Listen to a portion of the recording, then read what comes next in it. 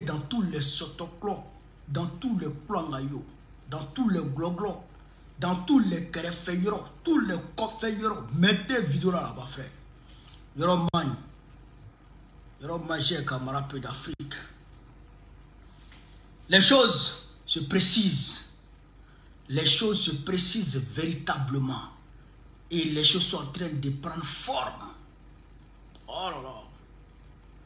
On va aujourd'hui, chez camarade peu d'Afrique, décortiquer la lettre du président Laurent Gbagbo. On va décortiquer de fond en comble pour que les Ivoiriens puissent, pour qu'ensemble on puisse débusquer ce qui est dedans. Et aussi, on va faire un tour sur nos amis du PDC RDA. J'ai un peu d'Afrique. C'est de ça qu'il s'agit. Voilà. Donc, on va ici démarrer la vidéo. On va rentrer maintenant dans le vif du sujet. Alors, chers camarades peu d'Afrique, vous êtes frères. Ils sont là, les Waworo, ils sont là. Ils sont là. Ils savent que Gbagbo va sortir aujourd'hui. Ils sont là. Ils savent que Gbagbo a envoyé un message, a envoyé une lettre aux Ivoiriens et ils savent que Gbagbo va décortiquer ça. Donc ils sont assis pour m'attendre. Mettez beaucoup de cœur, mettez beaucoup de likes, tapotez partout. Voilà. Mes chers compatriotes, chers soeurs, chers frères, la Côte d'Ivoire traverse une période difficile. Le président Gbagbo dit que la Côte d'Ivoire traverse une période difficile. C'est vrai ou c'est faux? C'est vrai. Parce que Dramane, il est devenu comme un terroriste. C'est un terroriste qui gouverne les Ivoiriens. Dramane, c'est un terroriste. La Côte d'Ivoire est détenue par un terroriste. La Côte d'Ivoire traverse une situation difficile. Depuis près de 15 ans, les populations vivent sous un pouvoir marqué par des dérives autocratiques où les aspirations sociales et démocratiques sont souvent ignorées. Les aspirations sociales et démocratiques sont ignorées. Les conséquences sont palpables. Pauvreté croissante, exclusion, montée des inégalités, frustration et désenchantement. Ça, on va décortiquer ça. Ce paragraphe-là, il faut qu'on décortique. On s'en va pièce par pièce. Et le premier dit que les aspirations sociales et démocratiques sont souvent ignorées. Il le dit souvent, mais sont ignorées. Aujourd'hui, le peuple de Côte d'Ivoire attend quoi? Le peuple de Côte d'Ivoire veut quoi? Le peuple de Côte d'Ivoire veut se soigner gratuitement ou bien en tout cas avoir un accès facile à la santé, ce qui est loin d'être le cas en Côte d'Ivoire. Le peuple de Côte d'Ivoire veut aller à l'école gratuitement, ce qui est loin d'être le cas en Côte d'Ivoire. Le peuple de Côte d'Ivoire, chers camarades peu d'Afrique, a besoin de pouvoir manger, ce qui est loin, a besoin de pouvoir manger 3 fois par jour, ce qui est loin d'être le cas en Côte d'Ivoire. Le peuple de Côte d'Ivoire a besoin, chers camarades peu d'Afrique, de manger 3 fois par jour. Il n'arrive pas à manger 3 fois par jour. Malgré ça, le peuple de Côte d'Ivoire, Ouattara est venu le trouver dans une situation déjà qui n'était pas, on va dire, le top des tops, qui était plus ou moins précaire. Du fait de la guerre de 2002, la situation n'était pas au top niveau. Mais quand même, on arrivait à manger un peu. Mais Dramane est venu casser, il casse les maisons des gens, il détruit tout, il arrache les terrains des gens et il vend ça aux gens. Il détruit tout. Donc, Yoroman. Au-delà de ça, Dramane Ouattara, au lieu de protéger les institutions de la République, au lieu d'être garant de la Constitution, lui ne veut pas ça. Lui viole la Constitution. Il exclut les Ivoiriens. il exclut les Ivoiriens des listes électorales. En tout cas, il fait tout pour ne pas que la démocratie se porte bien en Côte d'Ivoire. Ce qui fait qu'aujourd'hui, la Côte d'Ivoire est pauvre. Les Ivoiriens sont devenus pauvres. La pauvreté châtie les Ivoiriens.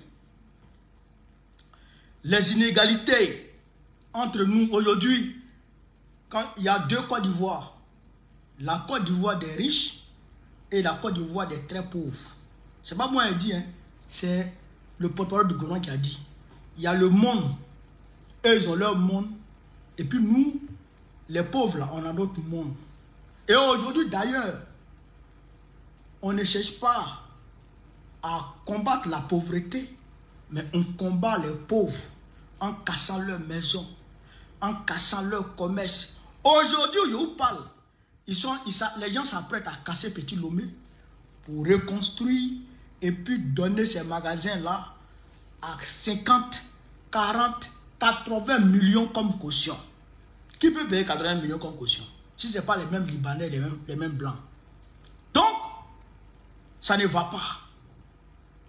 Donc, aujourd'hui, il y a la frustration partout. Il y a la frustration partout. Et le désenchantement. Les Ivoiriens sont découragés de ce pouvoir.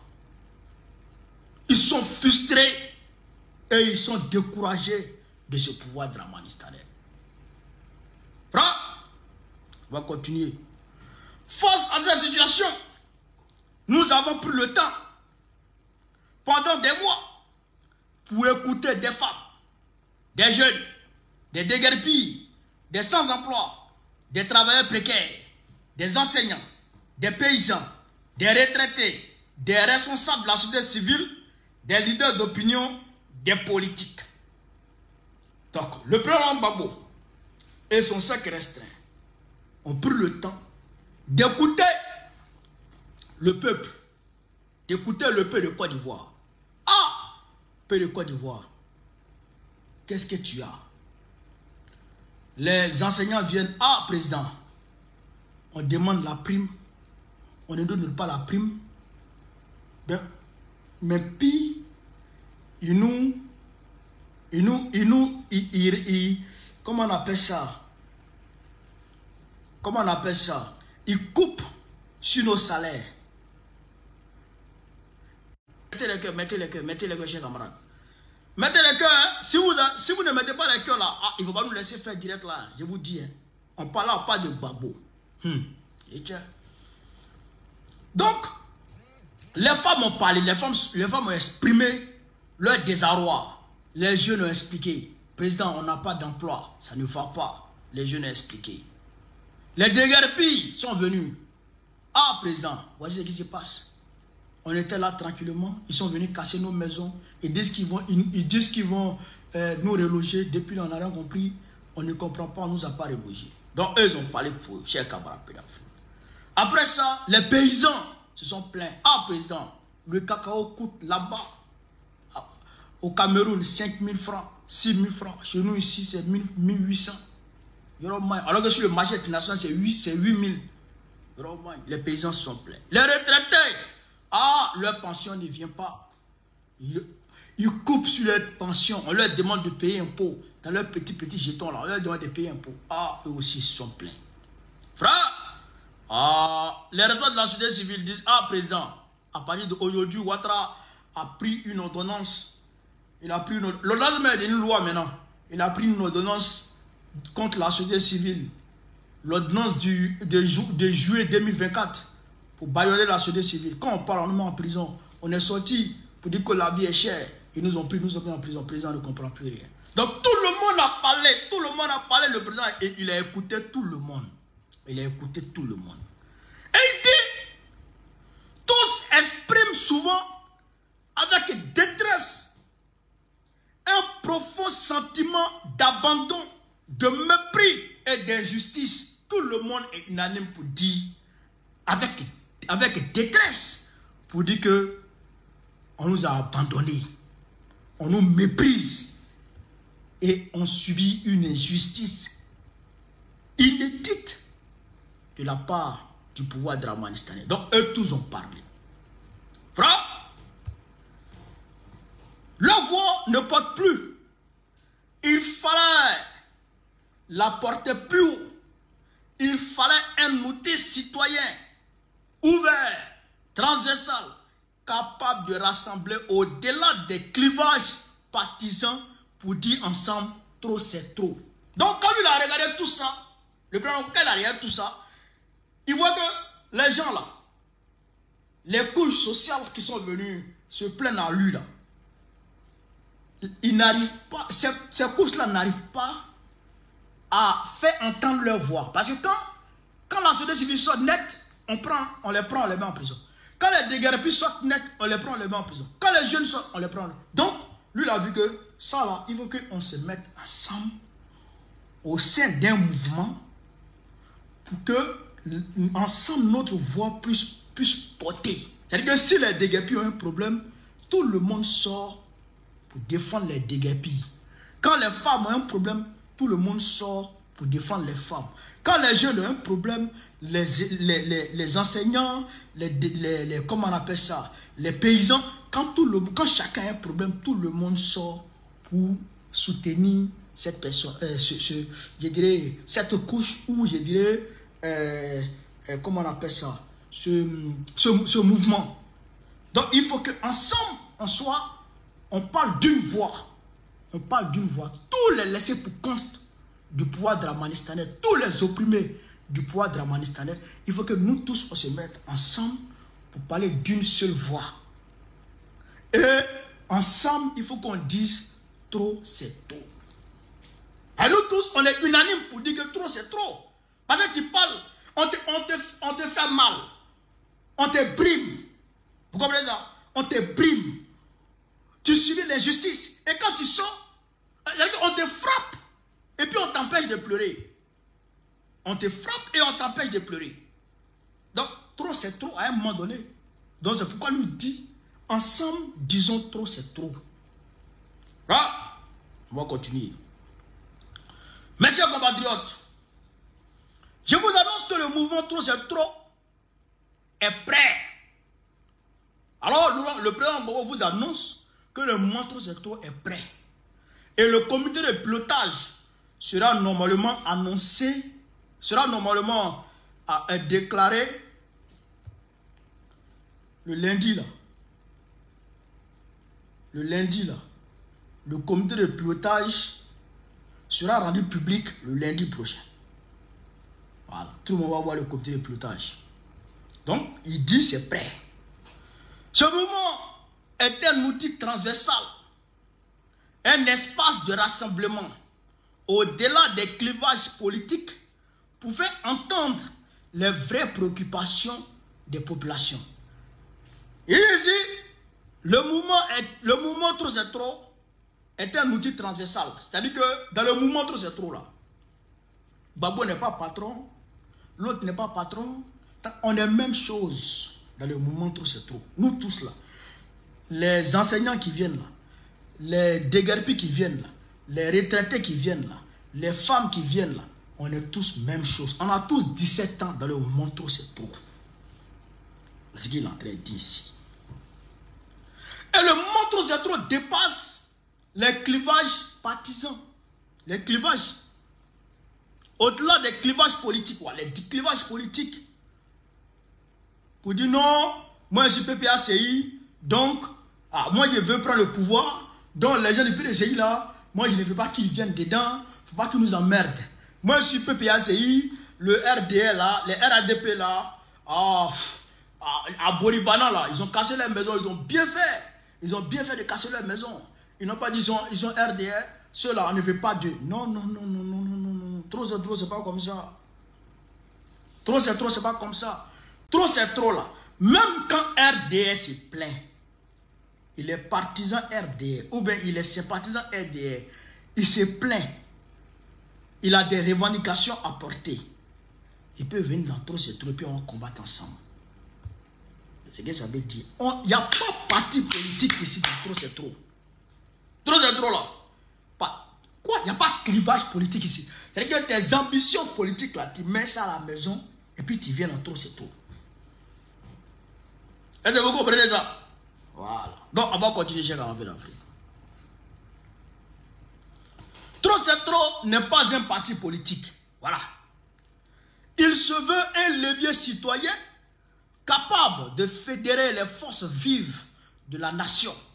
Partis politiques, syndicats, associations, jeunes, femmes, travailleurs précaires, enseignants, paysans, artistes, sans emploi, déguerpis. Ça veut dire que, et ça il est en train de dire ici encore, trop c'est trop n'est pas un parti. C'est un levier citoyen capable de fédérer les forces vives de la nation. Trop c'est trop là. Ça va permettre de fédérer toutes les forces vives de la nation. Les syndicats, les femmes, les artisans, les associations, les travailleurs, les enseignants. Tout le monde peut venir dans trop c'est trop. Tout le monde peut venir dans trop c'est trop. Voilà. On va continuer. Tous unis par un même objectif. Donner au peuple une plateforme forte et audible pour faire valoir ses droits et faire entendre ses revendications. Vous avez compris la partie là? Donner au peuple une plateforme forte et audible pour faire valoir ses droits et faire entendre ses revendications. Vous avez compris ça? Vous avez compris ça? Trop c'est trop, c'est une plateforme. Vous comprenez? Où tout le monde peut venir adhérer. Vous comprenez? Dans un premier temps. Et quand tout le monde adhère, on devient fort. Et quand on devient fort là, quand on sort comme ça, nos voix sont automatiquement entendues. Parce qu'on va faire bruit. On va faire bruit. Donc nos voix seront forcément entendues. Donc nos revendications seront prises en compte rapidement.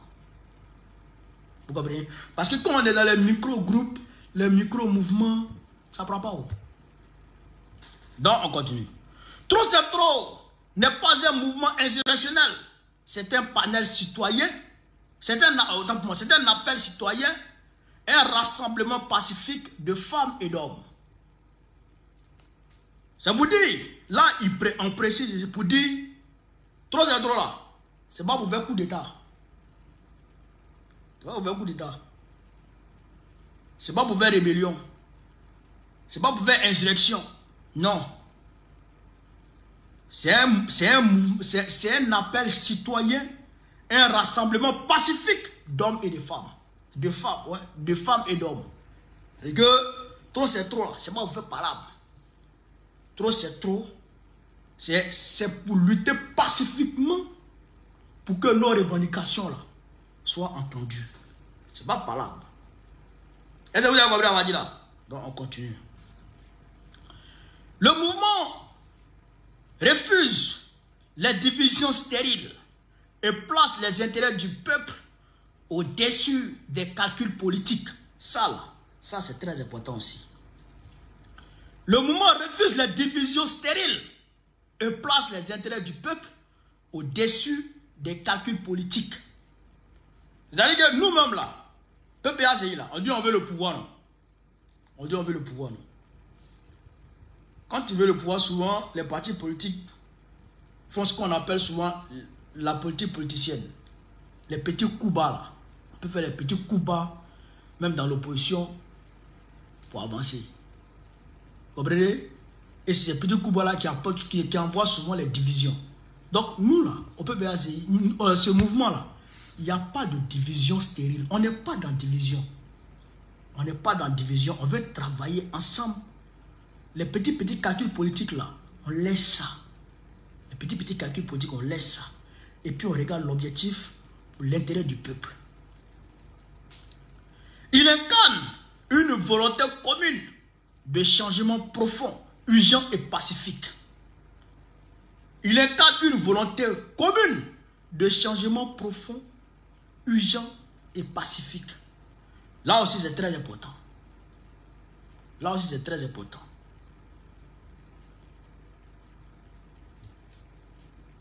Tous ceux qui sont là, tout c'est trop là.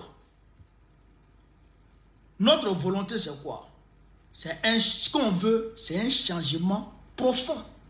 Un changement profond du système en Côte d'Ivoire. Un changement profond du système en Côte d'Ivoire.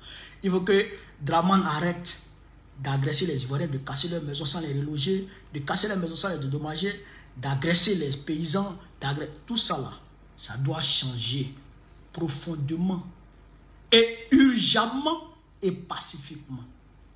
C'est-à-dire que ça doit changer profondément, urgemment et pacifiquement. C'est-à-dire qu'on doit réclamer le changement de façon profonde, mais de façon, on doit urgemment, on doit faire ça urgemment. C'est-à-dire qu'on doit commencer la lutte rapidement, très rapidement, dans ces jours-là, on doit commencer la lutte. Vous comprenez ça? On doit commencer la lutte, mais pacifiquement, pour obtenir un changement profond. Vous comprenez le message du chef? On continue, chers camarades d'Afrique. On continue. Le mouvement Trop c'est trop s'appuie sur deux grandes revendications prioritaires. Deux grandes revendications prioritaires. Un, des revendications sociales fortes. Les revendications sociales fortes. Lutte contre la vie chère.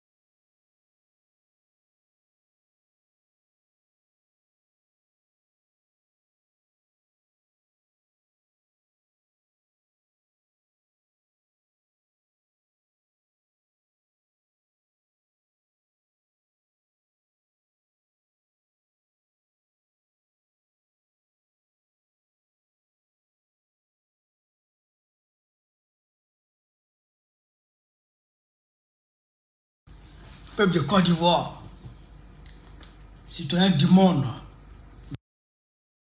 Vous avez compris ça? Vous avez compris ça? Trop c'est trop, c'est une plateforme. Vous comprenez? Où tout le monde peut venir adhérer. Vous comprenez? Dans un premier temps. Et quand tout le monde adhère, on devient fort. Et quand on devient fort, là, quand on sort comme ça, nos voix sont automatiquement entendues. Parce qu'on va faire bruit. On va faire bruit. Donc nos voix seront forcément entendues. Donc nos revendications seront prises en compte rapidement. Vous comprenez? Parce que quand on est dans les micro-groupes, les micro-mouvements, ça ne prend pas haut. Donc on continue. Trop c'est trop n'est pas un mouvement insurrectionnel. C'est un panel citoyen. C'est un appel citoyen. Un rassemblement pacifique de femmes et d'hommes. C'est pour dire, là, on précise, c'est pour dire, trop c'est trop là. C'est pas pour faire coup d'état. C'est pas pour faire coup d'état. C'est pas pour faire rébellion. C'est pas pour faire insurrection. Non. C'est un appel citoyen, un rassemblement pacifique d'hommes et de femmes. de femmes, ouais, de femmes et d'hommes. Et que trop c'est trop, c'est pas vous faire palabre. Trop c'est trop, c'est pour lutter pacifiquement pour que nos revendications là soient entendues. C'est pas palabre. Est-ce que vous avez compris, on va dire là? Donc on continue. Le mouvement refuse les divisions stériles et place les intérêts du peuple au-dessus des calculs politiques. Ça là, ça c'est très important aussi. Le mouvement refuse les divisions stériles et place les intérêts du peuple au-dessus des calculs politiques. C'est-à-dire que nous-mêmes là, peuple ACI là, on dit on veut le pouvoir, non? On dit on veut le pouvoir, non? Quand tu veux le pouvoir, souvent, les partis politiques font ce qu'on appelle souvent la politique politicienne. Les petits coups bas là. On peut faire les petits coups bas, même dans l'opposition, pour avancer. Vous comprenez? Et c'est ces petits coups bas là qui envoient souvent les divisions. Donc nous là, on peut bien ce mouvement là, il n'y a pas de division stérile. On n'est pas dans division. On n'est pas dans division. On veut travailler ensemble. Les petits calculs politiques là, on laisse ça. Les petits calculs politiques, on laisse ça. Et puis on regarde l'objectif pour l'intérêt du peuple. Il incarne une volonté commune de changement profond, urgent et pacifique. Il incarne une volonté commune de changement profond, urgent et pacifique. Là aussi c'est très important. Là aussi c'est très important.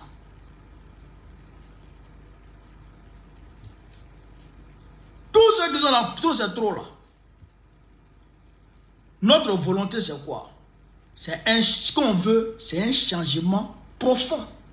Un changement profond du système en Côte d'Ivoire. Un changement profond du système en Côte d'Ivoire. Il faut que Draman arrête d'agresser les Ivoiriens, de casser leurs maisons sans les reloger, de casser leurs maisons sans les dédommager, d'agresser les paysans, tout ça là, ça doit changer profondément et urgemment et pacifiquement. C'est-à-dire que ça doit changer profondément, urgemment et pacifiquement. C'est-à-dire qu'on doit réclamer le changement de façon profonde, mais de façon, on doit urgemment, hein, on doit faire ça urgemment. C'est-à-dire qu'on doit commencer la lutte rapidement, très rapidement, dans ces jours-là, on doit commencer la lutte. Vous comprenez ça? On doit commencer la lutte, mais pacifiquement, pour obtenir un changement profond. Vous comprenez le message du chef? On continue, chef camarade peu d'Afrique. On continue. Le mouvement Trop c'est trop s'appuie sur deux grandes revendications prioritaires. Deux grandes revendications prioritaires. Un, des revendications sociales fortes. Les revendications sociales fortes. Lutte contre la vie chère. Les déguerpissements sauvages. L'exclusion sociale. La précarité. L'instrumentalisation de la justice. L'emprisonnement des leaders d'opinion et politique. L'emprisonnement des leaders d'opinion et politique. Vous avez compris la partie là? Les leaders d'opinion sont emprisonnés facilement. Bon, les Apoutou, bon, on appelle ça influenceurs. Ben, c'est des leaders d'opinion en général. Vous les voyez comment ils arrêtent les gens. Les leaders d'opinion, ils les arrêtent. Ça, on doit lutter contre ça. Les leaders politiques là, vous voyez comment Soutoussou a été condamné. Damana Pikas est condamné. Notre grand frère, notre camarade, Charles Dosso Rodel est condamné.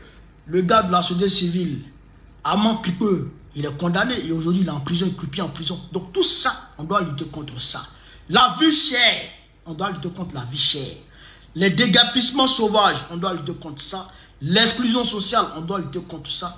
La précarité, l'instrumentation de la justice, on doit lutter contre tout ça. Dans trop, c'est trop. Ça, c'est la première revendication sociale. Pardon, ça c'est la première revendication du trop c'est trop. La première revendication prioritaire du trop, c'est ça d'abord. La deuxième revendication prioritaire du trop, c'est quoi? C'est le respect de la Constitution. La deuxième revendication de trop, c'est le respect de la Constitution. S'opposer à toute tentative de 4 mandats qui viole la loi fondamentale et fragilise la démocratie ivoirienne. Laurent Gbagbo dit la deuxième revendication prioritaire du mouvement trop, c'est ça. C'est ça qui est là. 4 mandats là, on ne veut pas entendre parler de ça. On ne veut pas entendre parler de 4 mandats. Vous avez compris ça? Voilà.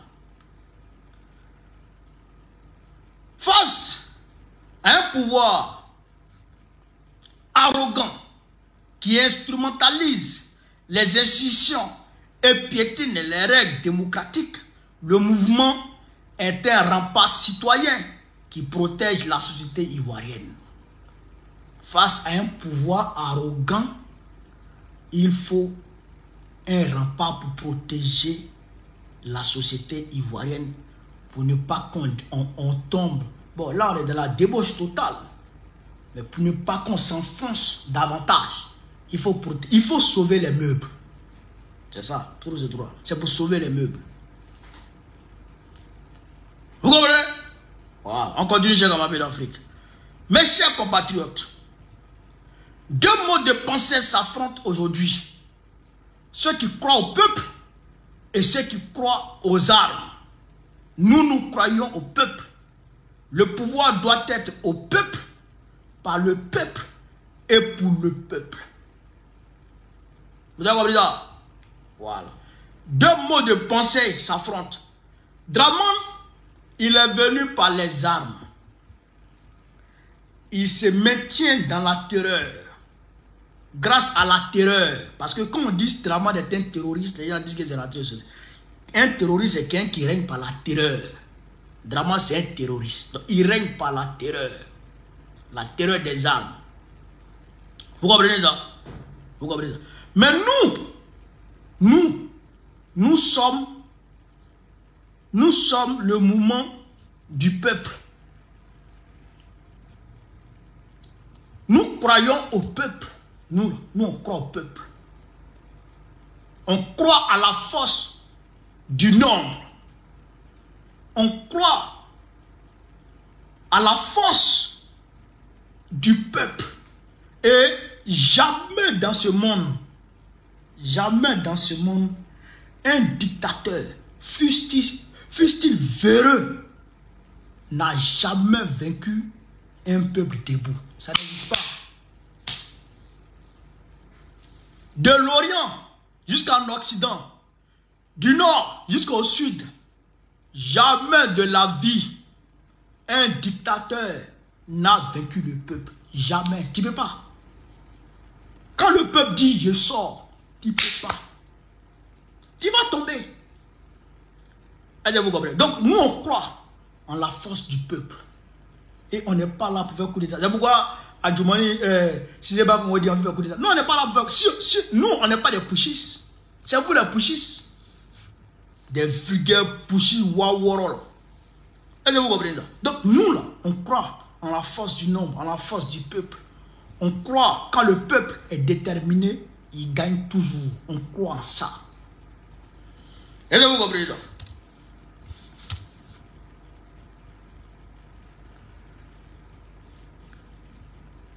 Parce que le pouvoir doit être au peuple, par le peuple et pour le peuple. Ça là, très important. Le pouvoir doit être au peuple, par le peuple et pour le peuple. Ça veut dire quoi? C'est ça même qui est la démocratie. Le pouvoir du peuple, par le peuple et pour le peuple. Pourquoi par le peuple? Les gens disent que la démocratie c'est le pouvoir du peuple, par le peuple et pour le peuple. Pourquoi par le peuple? Et comment par le peuple? Pour que ça devienne pour le peuple. Vous comprenez ça? Le pouvoir est déjà pour le peuple. Dans une démocratie. Je dirais dans toute république, le pouvoir est pour le peuple. Parce que c'est le peuple qui est souverain. Le peuple qui est souverain. C'est le peuple qui est au-dessus de tout le monde. C'est ce que ça veut dire. C'est le peuple qui est au-dessus du président, des quoi. Les présidents, ils travaillent pour le peuple.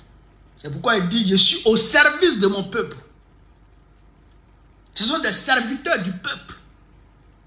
Vous comprenez ça? Vous comprenez ça? Donc, le pouvoir, c'est pour le peuple. On est d'accord que le pouvoir, c'est pour le peuple. Mais comment le pouvoir doit être au peuple? On sait que c'est pour le peuple, mais comment ça va? Ça doit être au peuple. Il faut que ça soit par le peuple d'abord. Comment par le peuple? Il faut que le peuple arrache son pouvoir. Et que le peuple arrive à monter, ou je dirais, à faire comprendre à tout dirigeant que le pouvoir qui est de ta main là, c'est pour moi le peuple. Le jour où je suis prêt, il t'arrache. Est-ce que vous comprenez ça? Je suis prêt, je t'arrache. Si tu ne fais pas ce que je veux, je t'arrache mon pouvoir. Et pour que le peuple puisse indiquer ça à un dirigeant, et que le peuple déjà, il doit savoir déjà que le pouvoir est pour lui. Et le peuple doit savoir que il est fort. Il est fort. Et quand il se met ensemble, et quand il s'unit, et qu'il décide de sortir pour aller prendre son pouvoir, rien ne peut l'arrêter. Vous comprenez ça? Ça là, il faut que le peuple démontre ça déjà. C'est ça qui est le pas là. Il faut qu'on démontre que le pouvoir, on peut l'arracher quand on veut et on peut donner à qui on veut. Momentanément. Vous comprenez ça? C'est pourquoi vous voyez en Occident, Macron, il y a des lois qui voulaient faire passer. En l'occurrence, si ma mémoire est bonne, la loi sur, comment on appelle ça, où il interdisait au peuple français de filmer les policiers.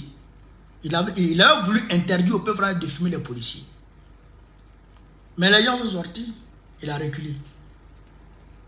Les gilets jaunes, ils sont sortis, Macron a reculé. Parce qu'ils ne reculaient pas, ils allaient aller le chercher. Parce qu'eux, ils savent que le pouvoir qui est dans la main de Macron là, c'est pas pour Macron. Ils lui ont confié momentanément pour gérer leur pays. Et si Macron fout la main, ils vont partir le chercher. Vous comprenez ça? Ça, c'est le pouvoir du peuple, par le peuple. Parce que c'est le peuple qui, en 1989, a terrassé la monarchie. Vous comprenez? Le peuple a terrassé la monarchie pour passer au système républicain. Ça, c'est le peuple qui avait ça. Et quand ils ont été attaqués, ils ont été colonisés par la France et par l'Allemagne, bon, on dira qu'il y a eu la résistance quand même. On ne peut pas nier la résistance française, mais ce n'est pas la résistance française qui a libéré la France. C'est les Africains qui ont libéré en réalité la France. Mais il y avait quand même une résistance. Il y a eu quand même une résistance en France. Et cette résistance-là a fait comprendre à De Gaulle que le peuple lui appartient. Ils ont fait démissionner De Gaulle. De Gaulle a organisé un référendum. Ils ont dit, toi, ton référendum, on ne veut pas. Ils ont voté non, De Gaulle a démissionné. Est-ce que vous comprenez ça? Donc, eux, ils sont arrivés à s'approprier leur pouvoir. Leur pouvoir, là, ils sont arrivés à s'approprier leur pouvoir et à indiquer et à faire savoir aux dirigeants qu'ils savent que le pouvoir leur appartient. Et à tout moment, ils peuvent arracher leur pouvoir à quelques dirigeants que ce soit. Donc, c'est à ça le président Gbagbo nous appelle. Ici, là, il faut que le pouvoir soit par le peuple. Pour que ça soit pour le peuple. Vous comprenez ça? Donc, pour que ça soit par le peuple, il faut qu'on arrache notre pouvoir à l'impérialisme. au néocolonialisme. Il veut qu'on arrache notre pouvoir à la France. Parce qu'aujourd'hui, là, il n'est un secret pour personne que la Côte d'Ivoire appartient à la France. À travers le pantin Draman. Il faut qu'on arrache notre pouvoir à la France d'abord. Et ce combat, il doit être mené. Et ce combat que le président Gbagbo est en train d'organiser là, avec le manteau, c'est trop. Vous avez compris la bâtie là? Si vous avez compris ça, on avance, chers camarades peu d'Afrique. Parce qu'il faut qu'on explique les choses. Sinon, il y aura mal. Le combat que nous menons dépasse les partis et les ambitions personnelles. Ça fait 3 fois qu'il répète ça. Trop c'est trop dépasse les clivages politiques. Trop c'est trop dépasse les clivages partisans. Et le combat que nous menons dépasse les partis et les ambitions personnelles. Est-ce que vous comprenez la partie là? Est-ce que vous comprenez pourquoi il répète ça dans sa lettre? Il répète ça plusieurs fois. Parce qu'en réalité, lui là, le pouvoir ne l'intéresse pas. Ce qu'il veut là, c'est de libérer la Côte d'Ivoire avant sa mort. Je répète ici, Laurent Gbagbo là, il a atteint le summum de ce que un politicien peut rêver avoir. Moi, je suis politicien. Moi, je fais la politique. Mon rêve demain, c'est de devenir président. Il ne peut pas devenir président du monde. C'est devenir président de la Côte d'Ivoire.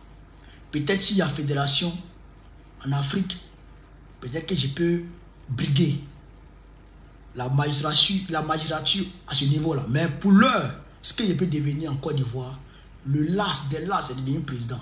Il a été président pendant 10 ans. Lui, là, la présidence, là, ça ne l'intéresse pas en réalité. Mais ce qui l'intéresse, c'est que depuis 18 ans, il est dans un combat. Il n'a pas connu de jeunesse comme d'autres personnes. De jeunesse mielleuse, où il va s'amuser, où il va là-bas, où il va comme il veut. Il n'a pas connu ça à cause de son combat. Il a fait beaucoup de sacrifices à cause de son combat. Il a quitté son pays et est allé s'exiler. Après l'exil, il est rentré.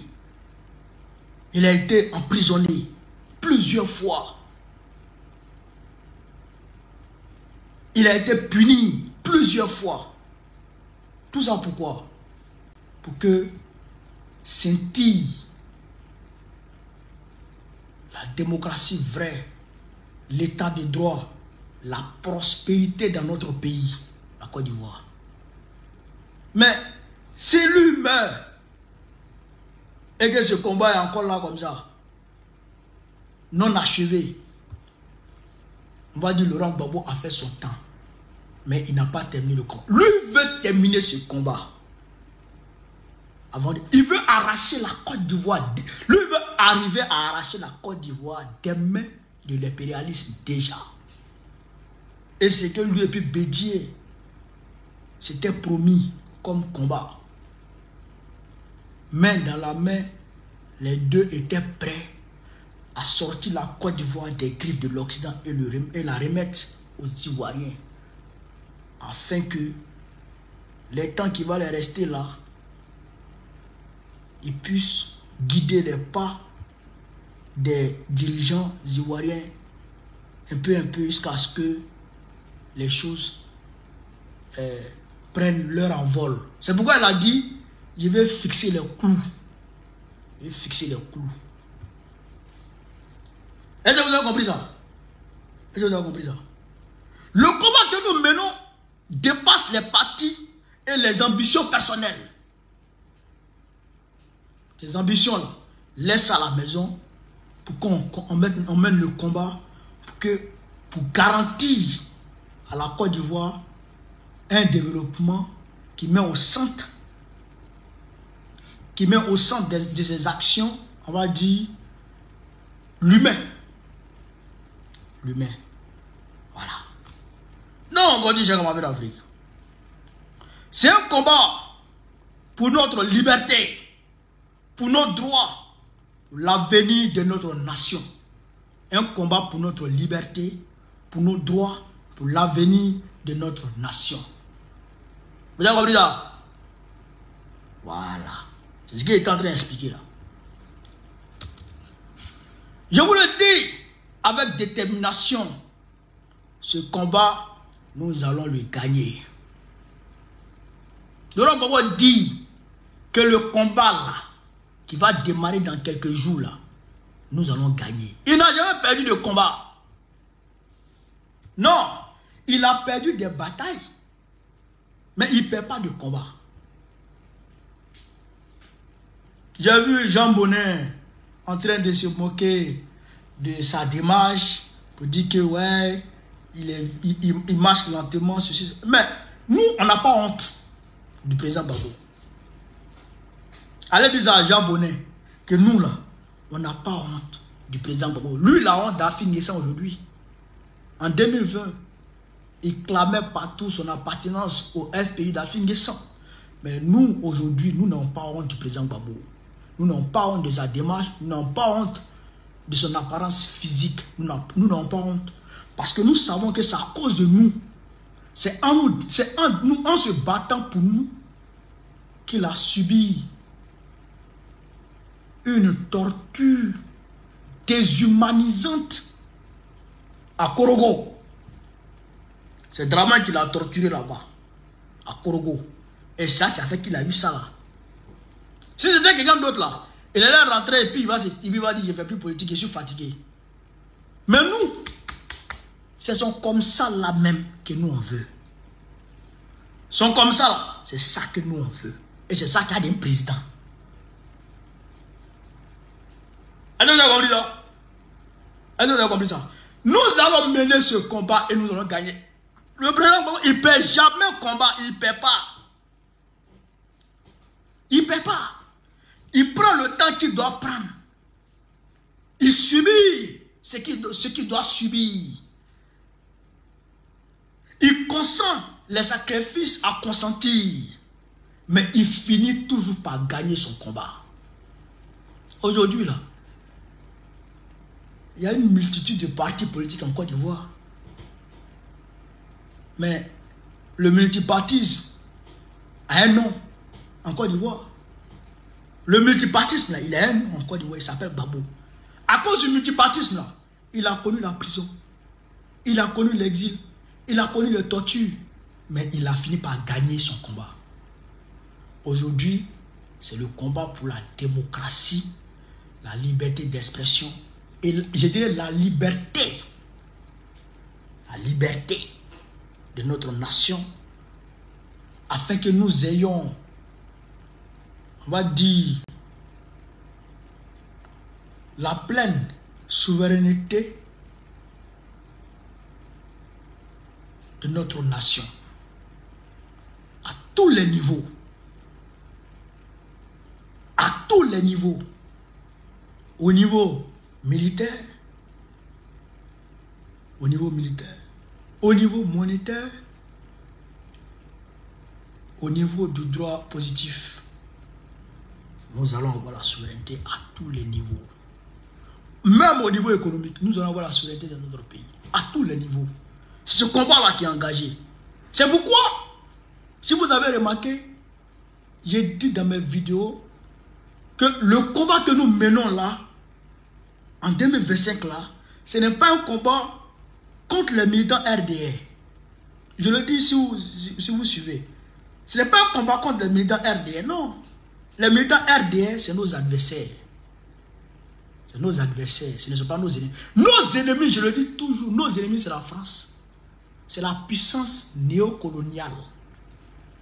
La puissance coloniale et néocoloniale. Parce que le néocolonialisme est une réalité.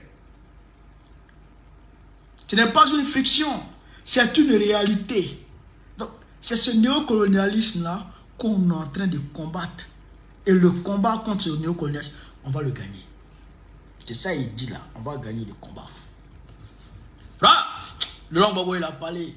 Mais il faut qu'on déconne. Si on ne déconne pas, Ivoiriens, Ivoiriennes, je vous invite à rejoindre ce mouvement de changement pacifique et démocratique pour bâtir une Côte d'Ivoire libre, juste et prospère. Ensemble, faisons entendre notre voix forte et unie. Ensemble, faisons entendre notre voix au singulier. Ce n'est pas au pluriel, ce n'est pas nos voix, notre voix forte et unie. Mettons-nous ensemble pour parler d'une voix, d'une seule voix, afin que cette voix soit forte parce que nous sommes unis. Pour que notre voix retentisse au-delà même de la Côte d'Ivoire. Parce que nous sommes unis. Et unis, nous sommes forts. Ce qui donne la force à notre voix. Vous comprenez ça? C'est notre voix, notre voix. Ce n'est pas nos voix, c'est notre voix. Forte et unie. Pour la faire entendre. Est-ce que vous avez compris ça? Voilà. Ça, c'est Laurent Gbagbo. Ça, c'est Laurent Gbagbo. Et c'est signé, naturellement, Laurent Gbagbo, ancien président de la République, président du Parti des peuples africains, Côte d'Ivoire. Voilà. Le trou, c'est trop cher, camarades d'Afrique, a pris forme. Je vous l'ai dit. Le PIT, plusieurs partis politiques, les 3000 enseignants, les 3000 docteurs non recrutés là, ils sont dedans. Il y a d'autres mouvements qui sont dedans, il y a d'autres mouvements qui sont venus, je ne peux pas tout citer, mais il y a 2 mouvements qui ont fait leur adhésion aujourd'hui, qui m'a beaucoup, dont les témoignages m'ont beaucoup touché. Je veux partager avec vous leur témoignage est comment plus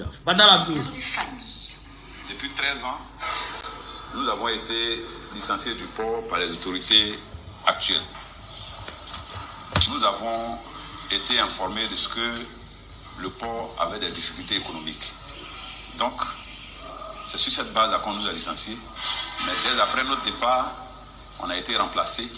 Nous demandons à ce qu'on nous paye nos droits, ou bien qu'on nous réintègre. Mais malheureusement, ça ne passe jamais. Nous avons fait toutes les structures, toutes les démarches qu'on pouvait faire pour aller vers eux, mais malheureusement, ça n'a pas abouti. Donc, nous avons décidé de venir aujourd'hui vers le président pour lui expliquer la situation qui nous a mis aujourd'hui dehors. Parce qu'à travers cette situation, on a subi des chocs psychologiques. Beaucoup parmi nous sont morts. Il y a des gens qui sont aujourd'hui malades. Il y a plusieurs aussi qui ont perdu leur compagne. Nous avons entendu l'appel de Benoît, du président Laurent Gbagbo. Nous avons senti que, à travers cet appel, c'est nous que le président a appelé. C'est la raison pour laquelle nous sommes venus pour dire au président que nous sommes avec lui. Nous répondons à son appel et nous sommes prêts. Depuis 14 ans, presque 15 ans, la direction de la RTI ça, c'est les gars de la RTI. nous avait donc remplacé par d'autres éléments. Et au nombre de ces personnes qui nous ont remplacés, elles étaient au nombre de 600. Nous étions au nombre de 322. À l'époque, on avait dit que c'était crise économique.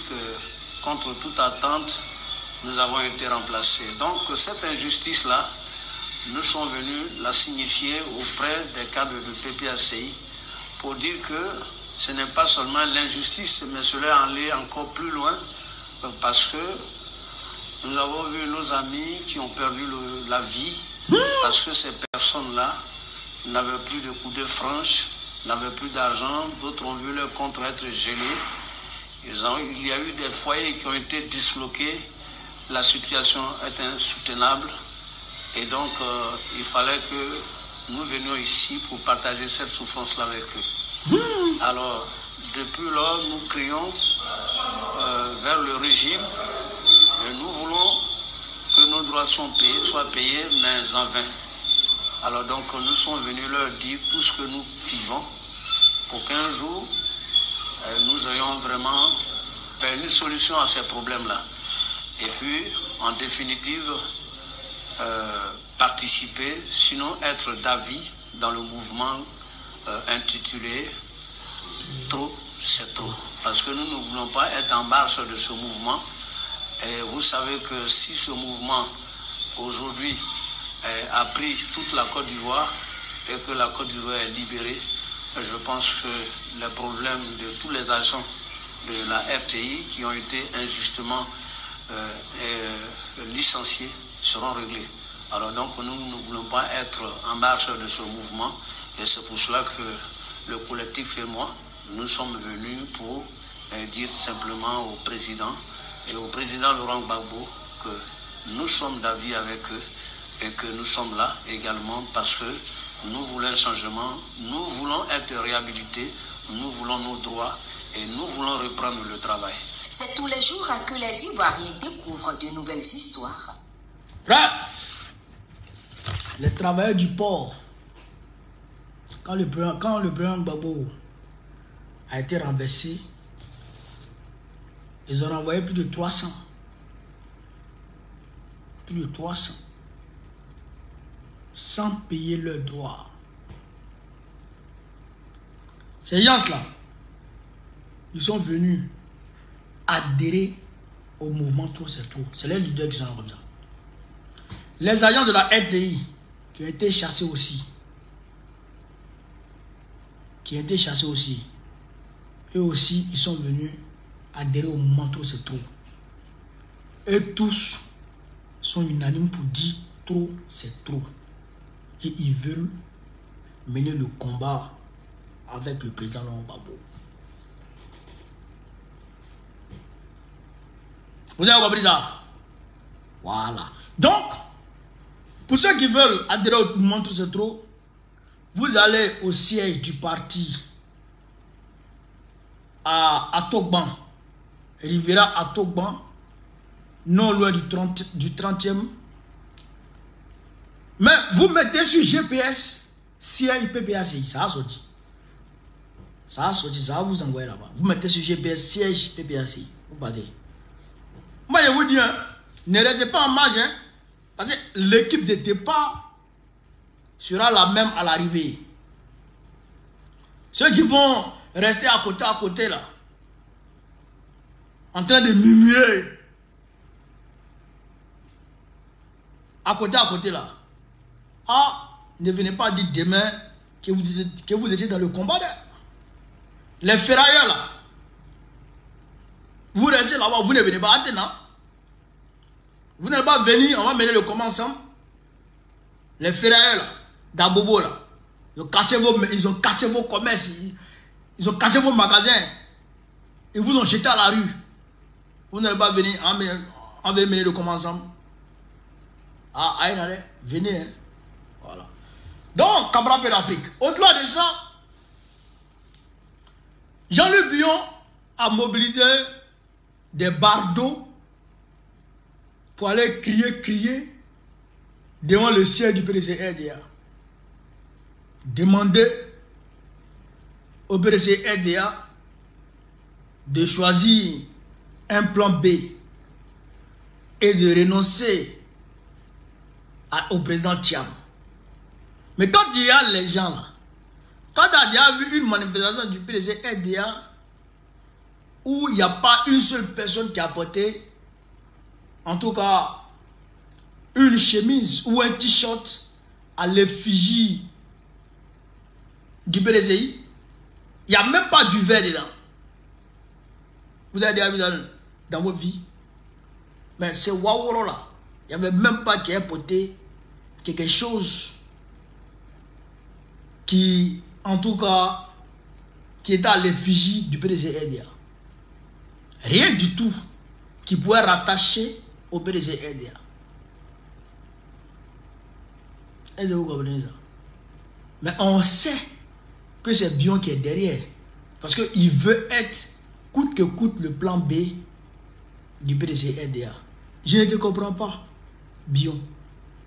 Si tu restais tranquillement là, au PDC RDA, si tu restais tranquillement et puis tu te taisais là, aujourd'hui là, avec la situation actuelle là, peut-être que naturellement, les gens allaient commencer à prévoir un plan B.